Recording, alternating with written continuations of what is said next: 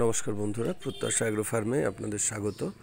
তো আজকের এই ভিডিওটা যাদের জন্য করেছি, অনেক ছোট ছোট খামার বা ফার্মার ভাইরা রয়েছে যারা হাঁস বা মুরগি ডিমের জন্য পালন করেছেন বা পালন করছেন। তারা কিন্তু এই ডিমগুলোকে কিভাবে বাজারজাত করবেন বা কিভাবে পাঠাবেন, এইগুলো নিয়ে কিন্তু তাদের মধ্যে একটা সংশয় রয়েছে। তো তাদের জন্যই এই ভিডিওটা।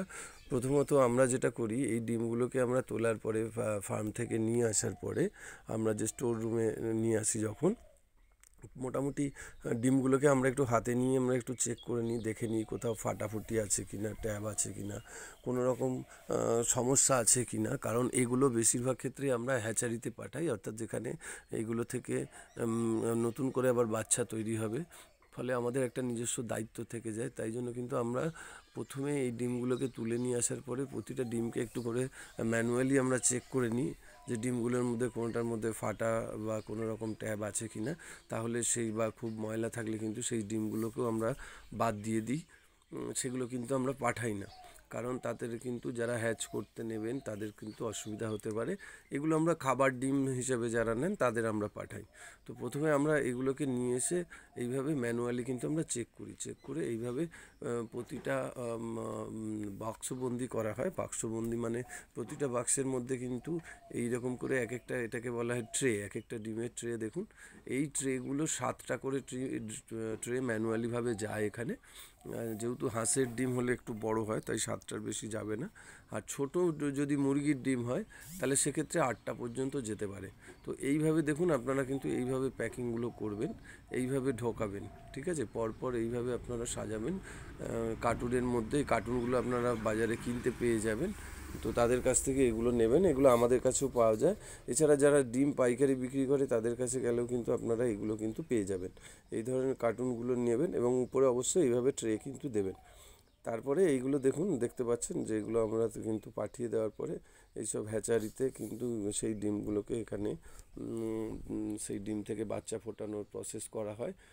যদিও এইখানে যে আপনারা দেখতে পাচ্ছেন মেশিনটা, এই মেশিনটা হচ্ছে কিন্তু আপনার ম্যানুয়াল মেশিন, অর্থাৎ এটা কিন্তু সেমি অটোমেটিক।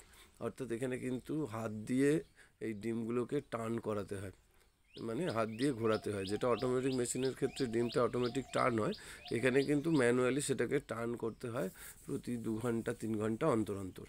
তো এখানে তখন কিন্তু তারা নিয়ে গিয়ে এইভাবে ডিম থেকে, ট্রে থেকে কিন্তু এরমভাবে ডিম বার করে তারা কিন্তু এইভাবে ভিতরে দিয়ে দেয়। এবং আমি বলবো যে যারা হ্যাচ করবার জন্য নিচ্ছ, তোমরাও এই ডিমগুলো মেশিনে দেবার আগে একবার একটু চেক করে নেবে, একবার একটু তোমরাও একটু দেখে নেবে। কারণ এত দূর থেকে ডিমগুলো আসে, তো তো যার জন্য কোনো রকম চোট লাগলে ডিম ফাটে যেতে পারে, কোনো রকম আঘাত লাগতে পারে। তো সেই জন্য তোমরা মেশিনে দেওয়ার আগে এই ডিমগুলোকে কিন্তু একবার ভালো করে চেক করে নেবে। এবং যদি কোনো ডিমে ময়লা থাকে তাহলে সেগুলো কিন্তু অবশ্যই তোমরা পরিষ্কার করে তবেই ঢোকাবে, তা নাহলে কিন্তু বিভিন্ন ধরনের জার্মস বা ফাঙ্গাস আসতে পারে। এইভাবে ধুয়ে ধুয়ে তোমরা কিন্তু মুছে পাশে একটা জায়গায় রেখে দেবে, যাতে এটা শুকিয়ে যায়। শুকানোর পরে কিন্তু তোমরা কিন্তু এই ডিমগুলোকে আবার তোমরা মেশিনে দিতে পারবে, যে ডিমের মধ্যে কম বেশি তার একটু ময়লা থেকে যাবে।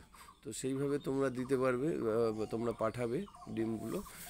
তো দেখুন এইভাবে কিন্তু সেই ডিমগুলো আমাদের ফার্ম থেকে বিভিন্ন হ্যাচারিতে চলে যায়, বা ছোট ছোট যে সমস্ত মেশিনগুলো রয়েছে, যে সমস্ত হ্যাচগুলো রয়েছে, সেখানে কিন্তু এগুলো চলে যায়। তো এইভাবে গিয়ে গেলে কিন্তু সেগুলো হয়। এবং পরবর্তীকালে দেখো হ্যাচিংয়ের রেটটা, আমাদের ডিমের কোয়ালিটি ভালো থাকে। যেহেতু আমরা এতগুলো চেক করে পাঠাই, তাই জন্য দেখো কোয়ালিটি ভালো হয়। দেখো এখানে অনেকগুলো হাঁস রয়েছে, হাঁসের বাচ্চা আর কি। এগুলো হওয়ার পরেই এগুলো ব্রুডিংয়ে দেওয়া হচ্ছে, যাতে এগুলো বাইরে পাঠানো যেতে পারে। তো নমস্কার।